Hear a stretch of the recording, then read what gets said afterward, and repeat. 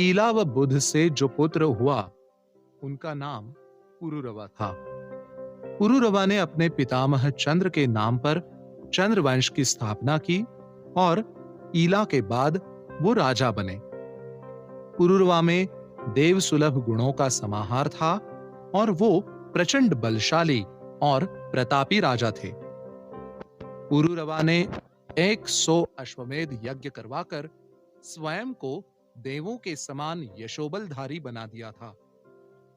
तीनों लोकों में पुरुरवा की वीरता की गाथाएं कही जाने लगी। इससे प्रभावित होकर देवराज इंद्र ने भी पुरुरवा से मित्रता स्थापित की और असुरों के विरुद्ध युद्ध में कई बार उनका समर्थन भी प्राप्त किया। इंद्रलोक की सबसे सुंदरी अप्सरा उर्वशी के कानों में भी पुरुरवा के वीरता और यश की गाथाएं पड़ी। किसी मानव का इस तरह देव सुलभ बलशाली होना साधारण बात नहीं थी। इसीलिए उर्वशी का मन भी एक बार पुरुरवा से मिलने को हुआ। बहरहाल उर्वशी को ये अवसर जल्द ही मिलने वाला था। अपनी सखी चित्रलेखा के साथ उर्वशी एक बार धरालोक की सुंदरता का आनंद लेने आई हुई थी। तभी उनका सामना केशी नामक एक दैत्य से हो जाता है। केशी के हृदय में उर्वशी जैसी अपूर्व सुंदरी स्त्री के लिए काम भावना जागृत होती है और वो बलपूर्वक उर्वशी का अपहरण करने की चेष्टा करने लगता है। कोई है जो केशी दैत्य से मेरी सखी उर्वशी की रक्षा कर सके? ऐसा कोई वीर पुरुष जो आकाश और पाताल लोक में बिना द्विविधा के जा सके? वहां उपस्थित चित्रलेखा व्याकुलता भरे कंठ से सहायता मांगने लगती है। पुरुरवा जैसे शूर वीर को अनायास ही तीनों लोकों में आ जा सकने की क्षमता प्राप्त थी और संयोगवश वो भी उसी समय वहां से जा रहे थे।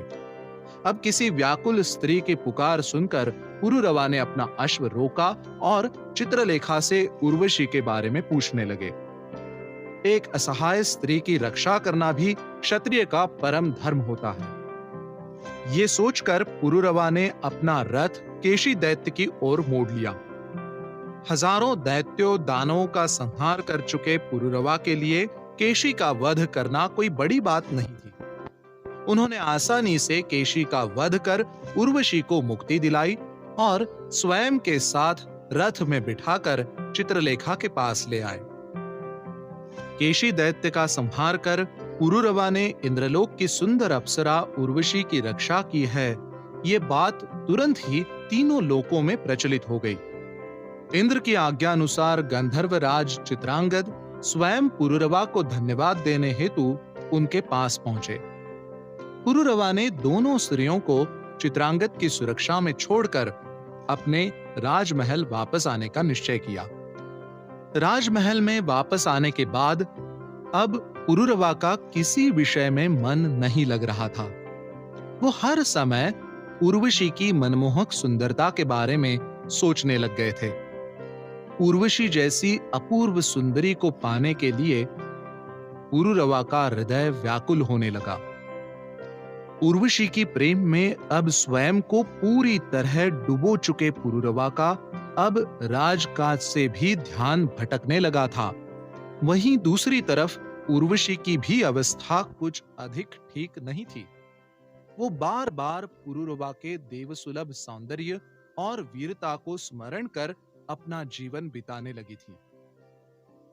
जिस पुरुरवा की गाथा उन्होंने बहुत पहले ही सुनी थी, केशी दैत्य वध के समय उन्हें स्वयं अपने पास पाकर उर्वशी भी मोहित हो उठी। अब उर्वशी के हृदय में भी पुरुरवा के लिए प्रेम की ज्योति जलने लगी। कुछ दिनों के पश्चात इंद्रलोक में देवगणों के मनोरंजन हेतु महर्षि भरत के द्वारा निर्देशित लक्ष्मी स्वयंवर का नाटक आयोजित किया गया। देवी लक्ष्मी के चरित्र में अभिनय करने वाली उर्वशी ने नाटक के समय एक बड़ी भूल कर दी। हे देवी, ऐसे कौन पुरुष है जो तीनों लोकों में सबसे अधिक सुंदर है? मेनका ने महालक्ष्मी बनी उर्वशी से पूछा। पुरुरवा। दिन रात पुरुरवा के स्वप्न में खोई उर्वशी के मुख से और किसी भी उत्तर की अपेक्षा रखना व्यर्थ था। उर्वशी के उत्तर से देव सभा में एक अद्भुत मौन फैल गया। सारे देवगण इस परिस्थिति का कारण स्वयं ही सोचने लगे थे।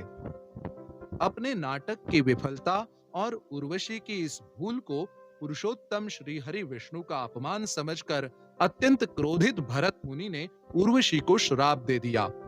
उर्वशी, जिस मनुष्य की कामना ने तुझे इतना व्याकुल कर दिया है, तुझे उसी के साथ मृत्युलोक में ही रहना पड़ेगा और उस मनुष्य के बच्चों को भी तुम जन्म दोगी।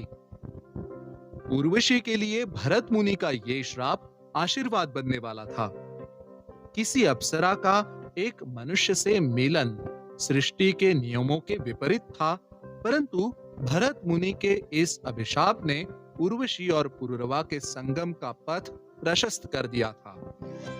उर्वशी देवलोक छोड़कर पुरुरवा के महल पहुंचती है।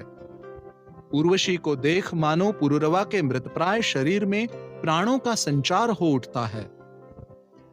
वो अब समझ चुके थे कि उनकी स्वप्न की नायिका उर्वशी से उनका मिलन निश्चित है, परंतु उर्वशी भी अपने अप्सरा होने के महत्व को समझती थी और इंद्रलोक से पूरी तरह स्वयं को विच्छिन्न करना नहीं चाहती थी।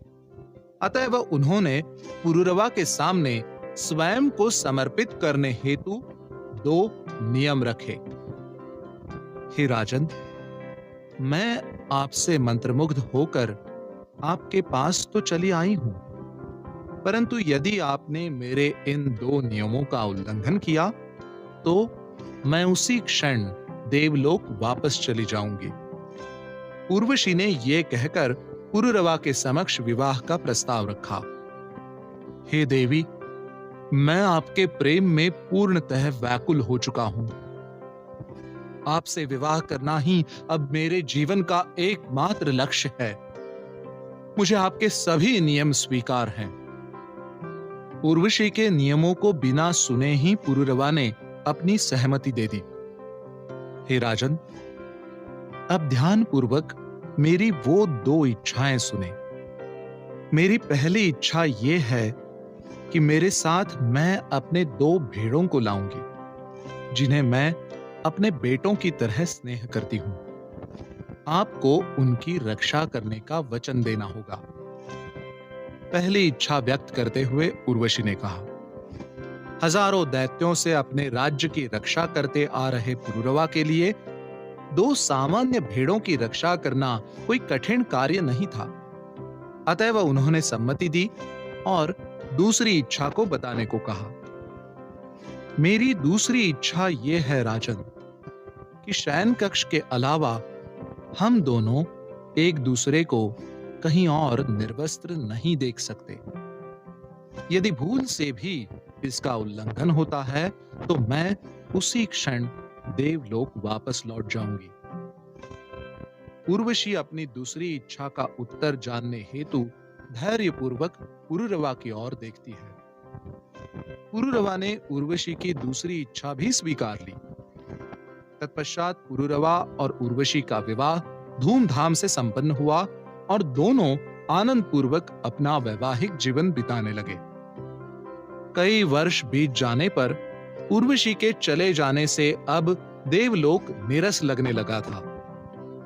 एक और बात भी थी जो इंद्र को अपमानित कर रही थी।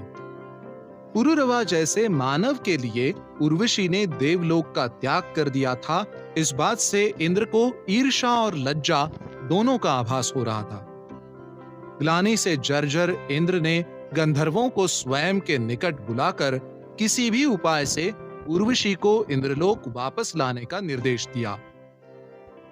उर्वशी के द्वारा बनाए हुए नियमों के उल्लंघन पर ही वो पुरुरवा को छोड़कर स्वर्गलोक वापस आएंगी, ऐसा जानकर गंधर्वों ने किसी प्रकार पुरुरवा के लिए ऐसी परिस्थितियां बनाने की सोची जिससे उर्वशी के बनाए नियम भंग हो जाएं।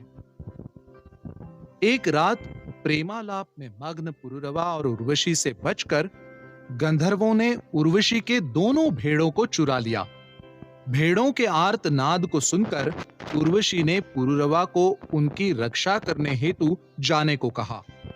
हड़बड़ी में गंधर्वों का पीछा करते पुरुरवा निर्वस्त्र ही अपने शयन कक्ष से बाहर आ गए।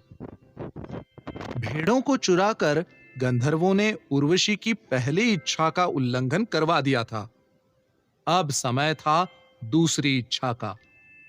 जब उर्वशी पुरुरवा के पीछे पीछे शयन कक्ष से बाहर आई, तब इंद्रदेव ने आकाश में बिजली चमका दी। बिजली की चमक में उर्वशी ने पुरुरवा को अपने शयन कक्ष से बाहर नग्नावस्था में देख लिया। अतएव अब दूसरे नियम का भी उल्लंघन हो चुका था। अपनी एक भी शर्त को बचाने में असफल पुरुरवा अब दुख से व्याकुल हो उठते हैं। उनके अनेक प्रयासों के बाद भी उर्वशी अब देवलोक वापस चली जाती है। उर्वशी के जाने से पुरुरवा एक बार और दुख के सागर में डूब जाते हैं। 1 वर्ष बाद उर्वशी एक दिन के लिए वापस आती हैं और स्वयं से जन्मित चंद्रवंश के उत्तराधिकारी आयु को उनके पिता पुरुरवा को सौंपकर चली जाती है। उसके बाद पुरुरवा और उर्वशी का पुनः मिलन नहीं हुआ और पुरुरवा और उर्वशी के पुत्र आयु उनके बाद चंद्रवंश के उत्तराधिकारी